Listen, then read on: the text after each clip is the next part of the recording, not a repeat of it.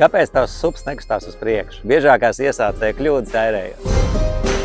Nepareizs aira garums. Ja airs ir pārāk garš, tad jūs ūdenī liksiet airi pārāk dziļi ūdenī. Ja airs ir pārāk īsts, tad jums nāksies visu laiku liekties, lai varētu airēt. Aira pareizais izmērs ir šāds. Apmēram galvas piesvirs jūsu galvas, lai jūsu roka brīvi stāvētu uz aira augšējās daļas.